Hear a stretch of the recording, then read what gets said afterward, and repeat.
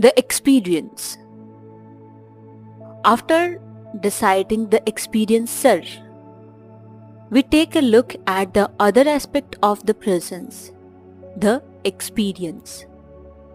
We immediately find that the experience part is much more exciting, happening, rich, and very mysterious. It is all that is manifested. What is an experience? The fundamental question, as usual, there can be a few ways to describe it without being circular. Obviously, it is whatever that is left when we isolate the experiencer part. It is something that the experiencer is presented with. It is the dynamic aspect of the presence as known as existence that the experiencer is aware of or is witness to. It is known in the sense of there is this. It is the isness. It is also the not I part that remains when the mind identifies with the experiencer as I. It is everything that is not the experiencer. As you must have noted, it's pretty difficult to define the experience, but it is very easy to understand what it is. It stands out apart from the experiencer or the consciousness. It is what the consciousness is conscious of. We can firmly say that the only thing an experiencer is capable of doing is experience, because by definition there is nothing else apart from these two. Experience is not being used here in the sense of accumulated knowledge, training, or expertise that comes after a long period of doing some particular task or job or exercising some skill repeatedly. So, a baby experiences equally well when compared to a grown-up person, and so does an animal. We can immediately note some interesting characteristics of the experience. Firstly, no two experiences are same, so there is change. If there is no change, there is no experience.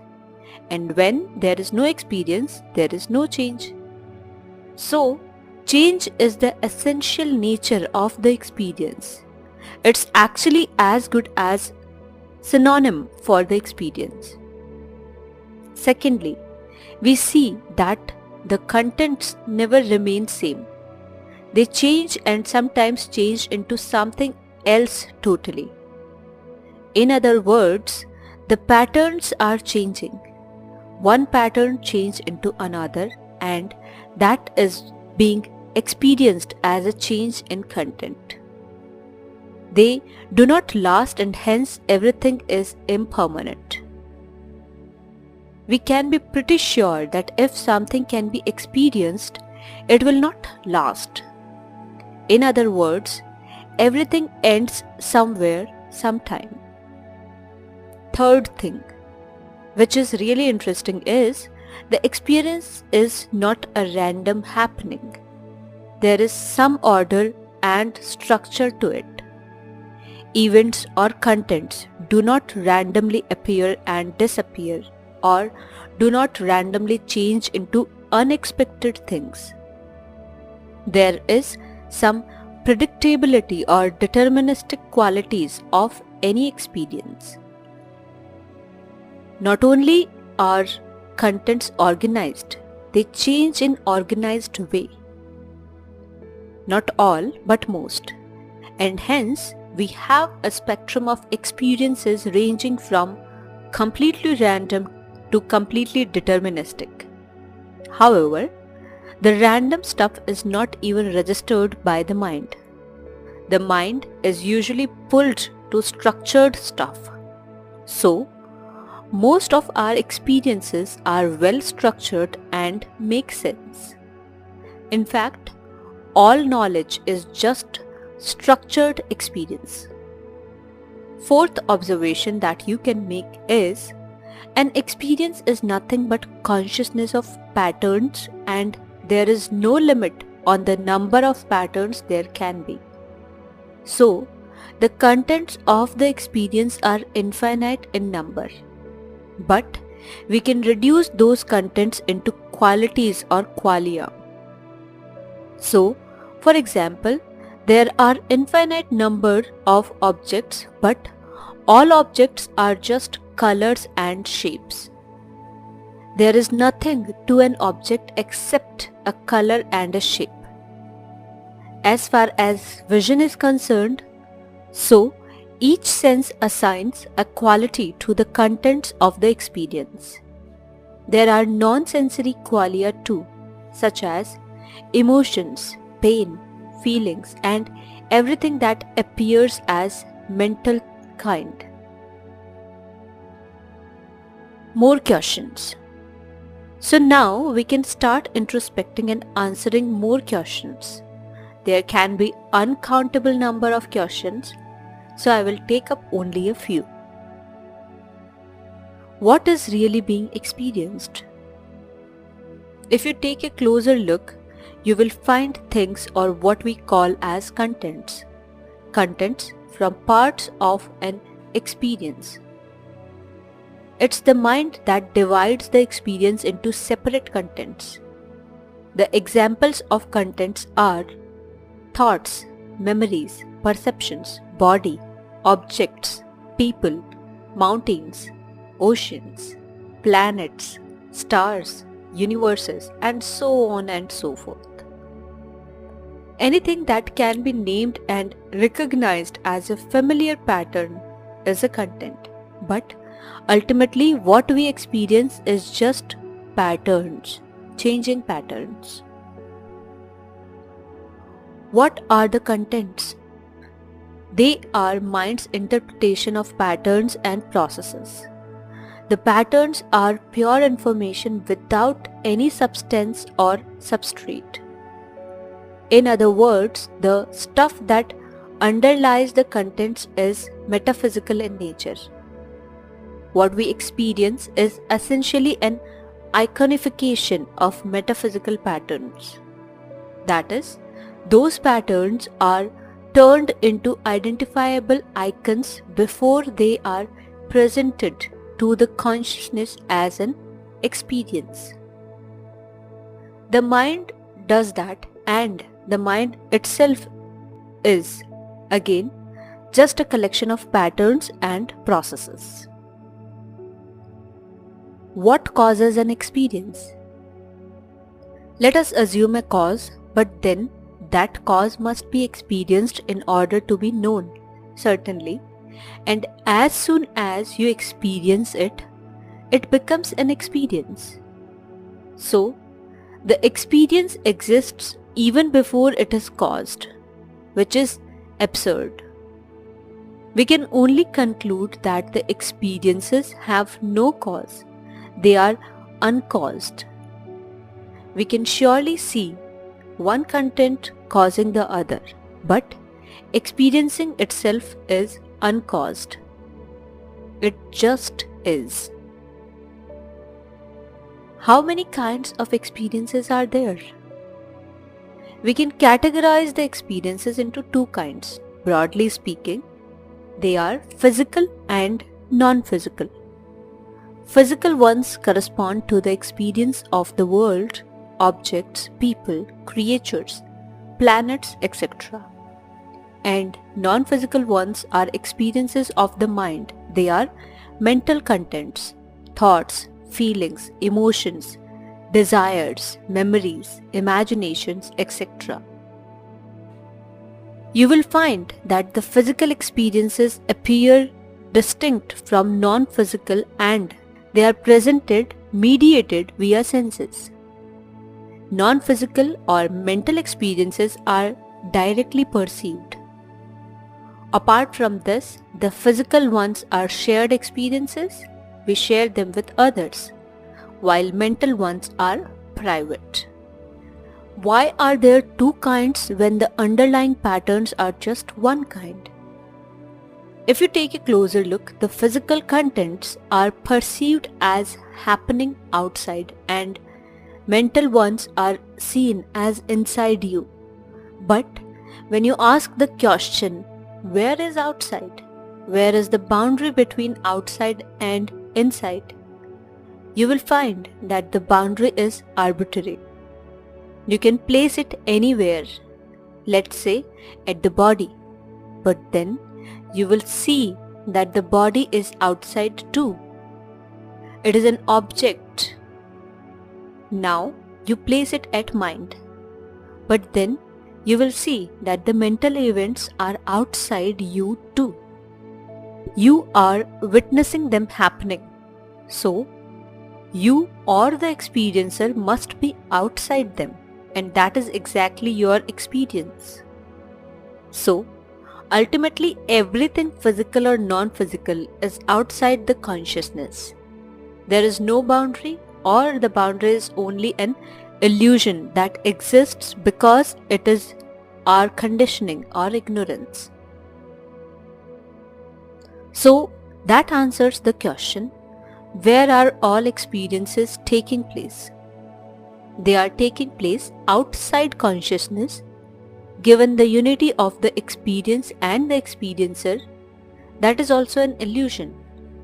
There is really no separation. The experience of anything is exactly identical to consciousness of that thing. Just take a look.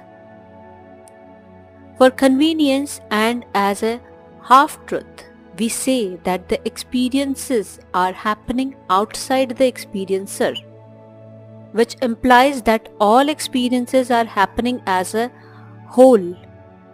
There are no two kinds. The difference of physical and non-physical is merely a creation of the mind, and all that is experienced via senses is labeled as physical, and all that comes directly is labeled as mental or non-physical. If you observe closely, we never see anything physical. We always see or sense qualities of stuff out there. The qualities themselves are not physical. For example, the color red. The qualities are fundamental and mind makes up everything using them. So, all we perceive is mind's creation of stuff, not the stuff itself. It cannot be perceived, it is emptiness, just information patterns. If you take a look at dream or an astral projection experience, you will find that objects, people, worlds and everything that is supposed to be physical appears without any intervention of senses. This shows that the physical stuff is also merely mental stuff. However, even though essentially the same, the physical and mental contents have different qualities in waking state. This is a very useful trick of the mind and helps a lot in survival. So, we find that the physical experiences can be reduced to mental experiences and we are left with only one kind. Therefore, it makes sense to call everything as mind. In this book, a collection of all structures is being called a universal mind. Can the experiences end? Although there is a continuous flow of change, we can draw arbitrary boundaries and define the start and end of an experience. Particular experiences may end, but experiencing never ends. There is always another experience that follows the preceding one. But don't they end when we are in deep sleep? The experience follows the sequence. Perceptions, thoughts, dreaming, thoughts, perceptions. This is what is registered in the memory starting from waking to going to sleep to waking up again.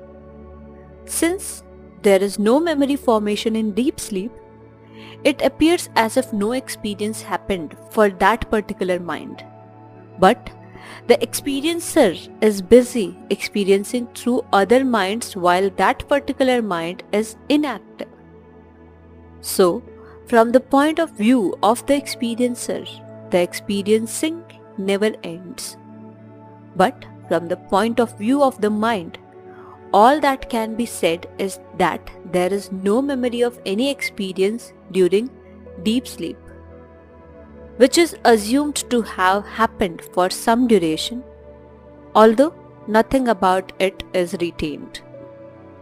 Since the mind is shut down, most of it, during deep sleep, when it comes back up, it assumes that the consciousness must have disappeared too. But it has no way of knowing that. So, as an aside, it is an assumption that a person is unconscious during deep sleep. In the strict sense of the word conscious, the mind cannot know anything about its status during the period of its own disappearance. But won't they end after death? Let's find it out. Let's assume that all experience comes to an end at some point.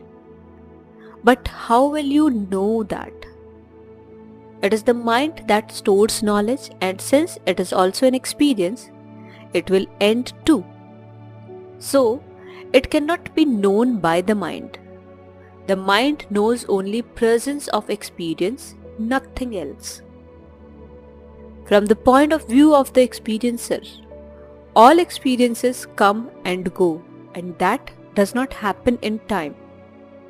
All experiences are here and now, so there is no start or end of them. Can't we simply ask others who witnessed the death of a person about it? Well, no one can witness the status of experiences. They witness the status of the body only, which obviously turns into dirt and smoke. We cannot rely on others to know what happens to experiences, including that of his mind, after death. But from the point of view of the experiencer, the experiencing continues via other minds anyways. So, we find that the belief that all experience will end just after death is just that, a belief, an unfounded assumption. Death means end of a particular kind of experience, one that involves a body. End of it does not imply end of all experiences. This is an extremely important realization and has huge implications. But then, what other experience can be had in absence of a body? Well, that depends on whether the mind survives the destruction of the body, and this needs to be experienced by that particular mind itself. We will go into the details of experience in next chapter. Thank you.